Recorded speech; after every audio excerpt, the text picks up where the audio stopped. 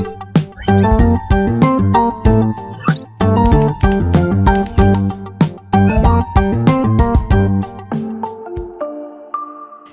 Guys, welcome back to the cinema circle. போன வாரம் பாகுபலியை பற்றி நம்ம பேசினோம். அது ரீரிலீஸுக்கும் தயாராக இருக்குது. 31ஆம் தேதி ரீரிலீஸ் ஆகுது.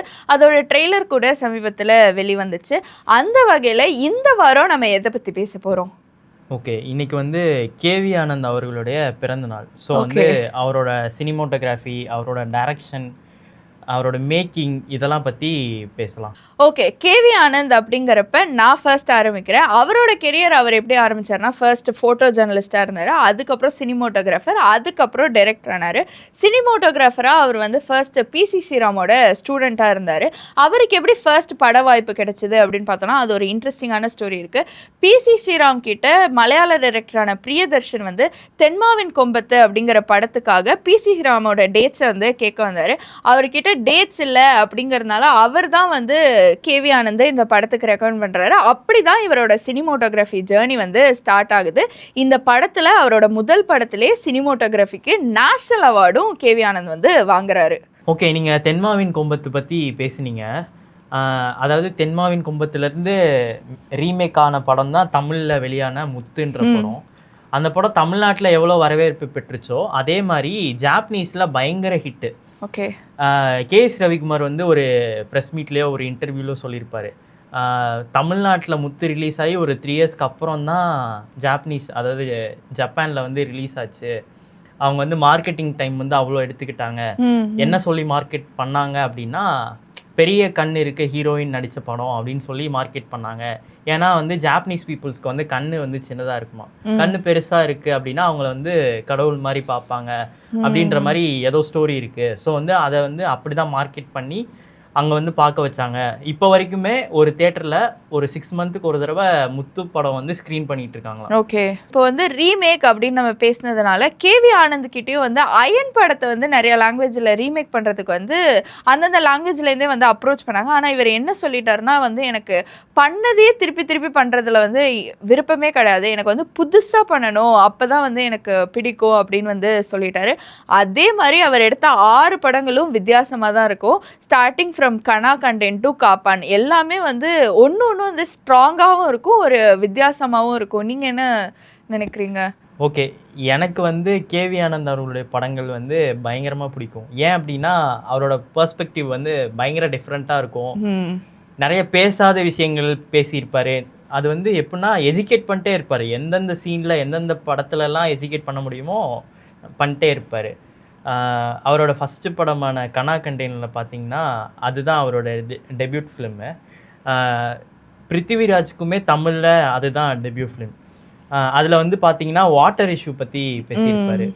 ஸோ வந்து அந்த டைமில் சென்னையில் நடந்த அந்த வாட்டர் இஷ்யூ வந்து மூவிஸில் வச்சு தெரியாத சில மக்களுக்கு கூட கன்வே பண்ணியிருப்பார். அதே மாதிரி அயன் படத்தில் பார்த்தீங்கன்னா ஸ்மக்லிங் பற்றி பேசியிருப்பார். அதுவுமே வந்து யாருக்குமே தெரியாத ஒரு விஷயம், பார்க்காத ஒரு விஷயம், டிஃப்ரெண்ட் பெர்ஸ்பெக்டிவ். ஆமாம், எஜுகேட் பண்ணுறாரு அப்படின்னு சொல்கிற பாயிண்ட் வந்து நானும் அக்செப்ட் பண்ணிக்கிறேன். ஏன்னா வந்து ஒரு சின்ன சீனாக இருந்தால் கூட அது வந்து ஒரு 5 செகண்ட்ஸ் தான் வரப்போகுது அப்படின்னா கூட அதில் கூட ஏதாவது வந்து சொல்லுவார். இப்போ அநேகனில் பார்த்தோன்னா வந்து இந்த லிஃப்ட் சீன்லலாம் வந்து ஒரு ஃபிசிக்ஸ் சொல்லி கொடுத்தாரு. அந்த மாதிரி வந்து அவர் எல்லாத்துலேயுமே ஒன்று சொல்லுவார். வாட்டர் இஷ்யூ, அப்புறம் வந்து அயனில் ஸ்மக்லிங், அந்த மாதிரி வந்து கோல பாலிடிக்ஸ் பேசியிருக்காரு. மாற்றானில் வந்து கன்ஜாயின்ட் ட்வின்ஸ் அப்படிங்கிற ஒரு புது கான்செப்டை வந்து நமக்கு இன்ட்ரடியூஸ் பண்ணாரு. அந்த அநேகனில் வந்து ஒரு 4 ஜென்மம் அதோட கனெக்ட் அப்படின்னு சொல்லிட்டு அந்த மாதிரி பேசினார். எனக்கு தெரிஞ்ச அநேகன் தான் வந்து அவர் எடுத்ததுலேயே ஒரு டிஃப்ரெண்ட்டான ஜானர்னு நினைக்கிறேன்.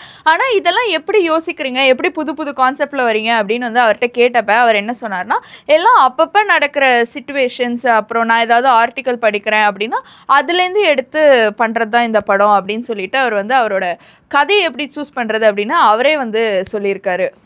அதே மாதிரி அவரோட கடைசி படமான காப்பான் படத்துலையும் வெட்டிக்கிளி இஷ்யூ பற்றி பேசியிருப்பார். அவரோட கடைசி படம்னு சொன்னனால எனக்கு ஒன்று சூர்யா வந்து ஒரு ட்வீட் போட்டிருந்தாரு. எனது முதல் திரைப்படத்தில் நீங்களும் உங்கள் கடைசி திரைப்படத்தில் நானும் பணியாற்றியது இயற்கை செய்த முரண் அப்படின்னு சொல்லியிருப்பாரு. அந்த லைன்லேயே வந்து நமக்கு புரியும் சூர்யா கெரியரில் வந்து எவ்வளோ பெரிய இம்பேக்ட் க்ரியேட் பண்ணவர் கேவி ஆனந்த் அப்படின்னு சொல்லிட்டு. அதே ட்வீட்டில் சொல்லியிருப்பாரு, சரவணன் சூர்யாவாக மாறினதுக்கு நீங்க ஒரு பெரிய காரணம் அப்படின்ற மாதிரி சொல்லியிருப்பாரு. நேருக்கு நேர் படம் தான் சூர்யாவோட டெபியூட் ஃபிலிம். அந்த படத்துக்கு வந்து போட்டோ ஷூட் பண்றதுக்காக கேவி ஆனந்த் போயிருக்காரு.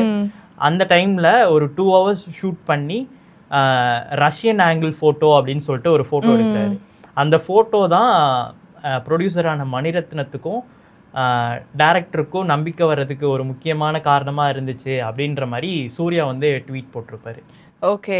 ஸோ ஆங்கிள்ங்கிறப்ப கேவி ஆனந்தோட படத்துலையும் வந்து அந்த பாட்டுக்கெலாம் அவர் வைக்கிற ஆங்கிளாக இருக்கட்டும், லொக்கேஷனாக இருக்கட்டும், அதுவும் வந்து நிறையா பேசப்படுற விஷயமா இருந்தது. அண்ட் ஆல்சோ சூர்யாவோட எடுத்த அந்த மாற்றான் படம் இருக்குல்ல, அதுதான் கேவி ஆனந்தோட பர்சனல் ஃபேவரட் அப்படின்னு சொல்லிட்டு அவரே வந்துட்டு சொல்லியிருக்காரு. இதுதான் வந்து மாற்றான் படத்துலயே வந்து ஒரு டீட்டெயிலிங் நீங்கள் நோட் பண்ணியிருக்கீங்களான்னு தெரியல, நானும் நோட் பண்ணதில்லை, நான் சோஷியல் மீடியாவில் பார்த்தேன். அதுல சாங்ஸ் எல்லாம் பாத்தீங்கன்னா எல்லாமே டபுளா இருக்கும். நானி கோனி இந்த மாதிரியான டீடைலிங்லாம் கேவி ஆனந்த்னால மட்டும்தான் பண்ண முடியும் அப்படின்ற மாதிரி சோஷியல் மீடியால இன்ன வரைக்கும் பேசிட்டு இருக்காங்க. டைட்டில் கார்ட்ஸ் கூட சொல்லுவாங்கல்ல. அயன் படத்துல பாத்தீங்கன்னா அந்த யா வந்து பறவை சிம்பிள் மாதிரி இருக்கும். அதாவது ஹீரோ வந்து டிராவல் பண்றவரு, பறவை எப்படி டிராவல் பண்ணுதோ அதே மாதிரி இங்க டிராவல் பண்றவரு, இந்த மாதிரிலாம் நிறைய. அநேகனுக்கும் அது கேமிங் இதுங்கிறதுனால அந்த ஜாய்ஸ்டிக் மாதிரி அநேகனோட டைட்டில் கார்டு இருக்கும் அப்படின்லாம் வந்து சொல்லுவாங்க. நானும் அதெல்லாம் வந்து பார்த்துருக்கேன். ஈவன்தோ கேவி ஆனந்த் வந்து மறைஞ்சதுக்கு அப்புறமும் நம்ம அவரோட படத்தை பற்றி பேசுகிறோன்னா அது காரணம் அந்த ஸ்ட்ராங்கான கதையும் அந்த புதுமையான விஷயமும். இதே மாதிரி கேவி ஆனந்த் மட்டும் கிடையாது, நம்ம இப்போ 2025 இருக்கோம். இந்த மாதிரி 10 years ஆன படம், 15 years ஆன படம், 25 years ஆன படம், இதே புதுமையோட அந்த ஸ்ட்ராங்கான கதையோட இருக்கிற படம்லாம் வந்துட்டு இருக்கு. அதை பத்தியும் நம்ம வந்துட்டு இப்ப பேசலாம். ஓகே, 25 yearsனா ஃபர்ஸ்ட் தெனாலில இருந்து போயிடலாம். ஓகே, தெனாலி நான் ஏன் பத்தி பேசுறேன் அப்படின்னா, இப்போ வரைக்குமே காமெடி ஃபிலிம்ல இவ்வளோ பெரிய சக்ஸஸ் தர முடியுமான்றது ஒரு டவுட்டா இருக்கு. ஆனா அந்த டைம்ல தெனாலி வந்து பயங்கரமான சக்ஸஸ். எல்லா காமெடியுமே அவ்வளோ சூப்பராக ஒர்க் அவுட் ஆகிருந்துருக்கும். இப்போ வரைக்குமே அந்த படத்தை இன்ஸ்பயர் பண்ணி நிறைய படங்கள் வந்துக்கிட்டு இருக்கு. ஓகே, ஆமாம். இப்போ அதே டைம்லைனில் 25 years கொண்டாடுற படங்கள்னு பார்த்தோன்னா, ஃபர்ஸ்ட் வந்து எல்லார் வீட்டுக்கு முக்கியமாக லேடிஸுக்கெல்லாம் பிடித்த படமான அம்மன் கதையெல்லாம் வந்து அந்த டைமில் நிறைய வந்துச்சு. ரம்யா கிருஷ்ணனாக இருக்கட்டும், மீராவாக இருக்கட்டும், ரோஜாவாக இருக்கட்டும், இவங்களெல்லாம் அம்மனாக வந்து லிட்ரலாக வந்து வர்ஷிப்பே பண்ண ஆரம்பிச்சிட்டாங்க அப்படின்னு சொல்லலாம். இப்பயுமே மத்தியானம் டிவிலெல்லாம் போட்டால் வந்து எல்லாரும் பார்ப்பாங்க. அப்படி பாளையத்தம்மன் வந்து ரொம்ப ஃபேமஸாக வந்த படம் அந்த டைமில் வந்தது தான். அதுக்கப்புறம் அதை தாண்டி வந்து பிரியமானவளே இந்த கான்ட்ராக்ட் மேரேஜ் அப்படி ஒரு கான்செப்ட் வந்து மேபி அதுக்கு முன்னாடி வந்திருக்கலாம். ஆனால் நான் பார்க்குற டைம் அப்போ வந்து அது வந்து ரொம்ப புதுசாக இருந்தது. கான்ட்ராக்ட்ல மேரேஜா எப்படி அப்படின்னு சொல்லிட்டு கடைசியாக சேர்ந்துருவாங்க. இப்போ மேபி மேரேஜ் போய் என்ன ஆகலான்னு தெரியல. அது வந்து ரொம்ப நியூவாக இருந்தது. ஸோ பிரியமானவளே அப்படிங்கிறதும் வந்து இப்போ 25 years ஆயிடுச்சு. இதெல்லாம் தாண்டி இப்போ வரைக்கும் நமக்கும் வந்து கனெக்ட் ஆகிற ஒரு ட்ரெண்ட் செட்டர் அப்படின்னு பார்த்தோன்னா அலைப்பாயுதே குஷி. ரெண்டுமே வந்து இப்போ வரைக்கும் வந்து நம்ம ஏஜில் இருக்கிறவங்களா இருக்கட்டும், இப்போ இருக்கிற பீப்புளாக இருக்கட்டும், எல்லாருமே வந்து பேசிகிட்டே இருக்கிற படம். அலைப்பாயுதே ரிலீஸ் ஆகி 25 years ஆகுது அப்படின்னா, மாதவன் இண்டஸ்ட்ரிக்கு வந்து 25 years ஆகுது. இப்போ மாதவனோட அடுத்த படமான ஜிடிஎன் பற்றி கூட அப்டேட் கூட ரீசெண்டாக வந்துச்சு. அந்த டைம்லைனில் வந்ததுலே அலைப்பாயுதே என்னோட பர்சனல் ஃபேவரட் படம்னே சொல்லலாம். அதே மாதிரி இந்த சைட் பார்த்தீங்கன்னா குஷி எஸ்ஜே சூர்யாவோட டைரக்ஷனில் விஜய் ஜோதிகாலாம் நடித்து பயங்கர ஹிட்டான ஒரு படம். இதில் மியூசிக்லாம் பார்த்தீங்கன்னா சூப்பராக இருக்கும். மியூசிக் டைரக்டர் தேவா தான். அந்த டைமில் ஹீரோயின்ஸ்க்காக தனியாக சாங்ஸ் வச்ச ஒரு ஈரா அப்படின்னே சொல்லலாம். இப்போலாம் வந்து ஹீரோயின்ஸ் இருக்கிறதே டவுட்டாக இருக்குது. அப்படியே இருந்தாலும் ஏன்டா இருக்காங்க, ஏன்டா இவங்க வந்தாங்க அப்படின்ற மாதிரி மூவி அப்படி தான் இருக்குது. ஆமாம், அப்படி தான் இருக்குது. ஸோ வந்து குஷிக்கு அப்புறம் நிறைய படம் டைரக்ட் பண்ணார் எஸ்ஜே சூர்யா. எல்லாமே ஒரு நல்ல வரவேற்பு பெற்றுச்சு. கடைசியாக இசை வந்து அவரோட டைரக்ஷனில் ரிலீஸ் ஆன லாஸ்ட் படம். அதுக்கப்புறம் 10 years ஆயிடுச்சு. இப்போ வரைக்கும் ஒரு படமும் வரல. ஒரே ஒரு படம் மட்டும் பண்ணிட்டு இருக்காருன்னு நினைக்கிறேன், கில்லர்னு சொல்லிட்டு. பயங்கரமா ஹாலிவுட் ரேஞ்சில் ஒரு ரெட் கலர்ல போஸ்டர்லாம் விட்டுருந்தாங்க. ஆமா, இப்போ வந்துட்டு 2015ல இசையோட இன்னும் நிறைய படங்கள் வந்துச்சு. என்னை பொறுத்த வரைக்கும் இந்த 2015 வந்து ஒரு கோல்டன் எரா ஆஃப் தமிழ் சினிமான்னு நான் பர்சனலாக சொல்லுவேன். ஏன்னா அப்போ வெளியான நிறைய படங்கள் எனக்கு வந்து ரொம்ப ஃபேவரட்டான படம். நிறைய பேரும் அவங்களுக்கு ஃபேவரட்னு சொல்லி கேள்விப்பட்டிருக்கேன். ஃபார் எக்ஸாம்பிள் விசாரணை, தனி ஒருவன், மாயா, பசங்க 2, 36 வயது நிலை, நாளே, இன்று நேற்று நாளே, ஓகே கண்மணின்னு இன்னும் நிறைய படம் வந்துச்சு. இதில் எனக்கு ரொம்ப ரொம்ப பர்சனல் ஃபேவரட் இப்போ வரைக்கும் அப்படின்னு பார்த்தோன்னா அது வந்து ஓகே கண்மணி. ஏன் அப்படின்னு பார்த்தோன்னா அது வந்து ஒரு ரெவல்யூஷனரி ஃபிலிம்னே வந்துட்டு சொல்லலாம். ஏன்னா இப்பயுமே வந்து லிவ்வினை பற்றி பேசினாலோ அதை வந்து அக்செப்ட் பண்ணுற அளவுக்கு வந்து இன்னும் ப்ராட் மைண்ட் வந்து நிறைய பேருக்கு இல்லை. அப்படிங்கிற இடத்துல 2015லேயே லிவ்வினை பற்றி ஒரு கதை, அது வந்து ரொம்ப புதுசு, நிறைய பேருக்கு அது வந்து ரொம்ப புதுசு தான்.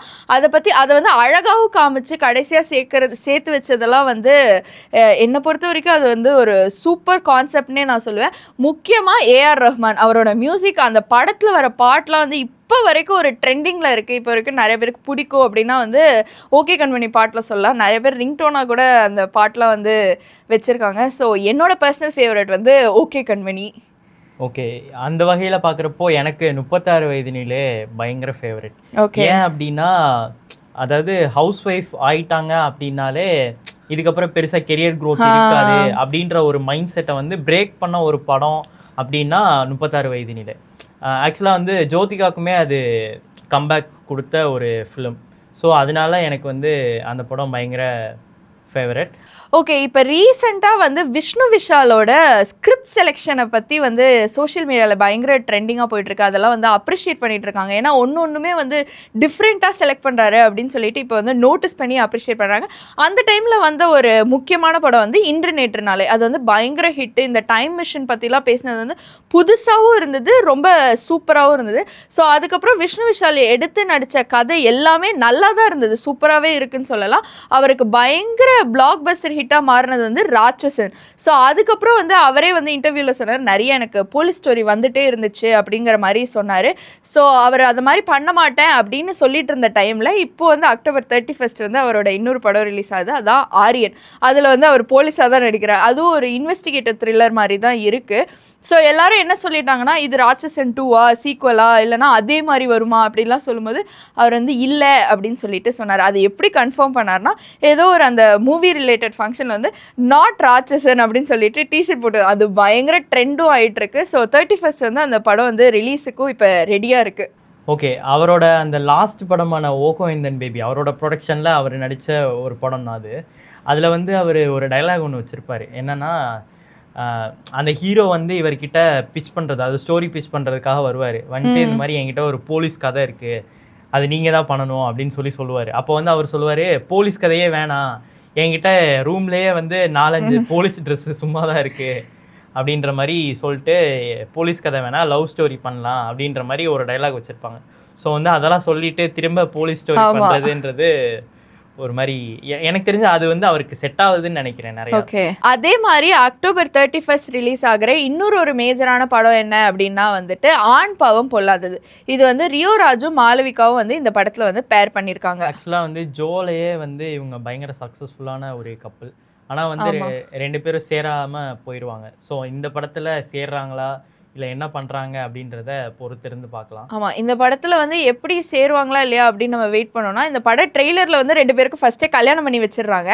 ஸோ மேபி அதுக்கப்புறம் சேர்ந்து வாழறாங்களா இல்லை டிவோர்ஸ் ஆயிடுச்சா, இந்த படத்துலேயும் சேராமல் போயிடுறாங்களா அப்படிங்கிறது வந்து நம்ம வெயிட் பண்ணி தான் வந்து பார்க்கணும். இன்னைக்கு நிறைய சினிமாவை பற்றி பேசணும். இதே மாதிரி வரும் வாரங்களில் இன்னும் நிறைய சினிமா செய்திகளோட உங்களை வந்து சந்திக்கிறோம். அது வரைக்கும் எங்களோட யூடியூப், ஃபேஸ்புக், இன்ஸ்டாகிராம், எக்ஸ் போன்ற சோஷியல் மீடியா பிளாட்ஃபார்ம்லையும் எங்களோட இணையமான tnctamil.comலையும் இணைஞ்சிருங்க. நான் மனோஜ். ஸ்ருதி பாலசுப்ரமணியன்.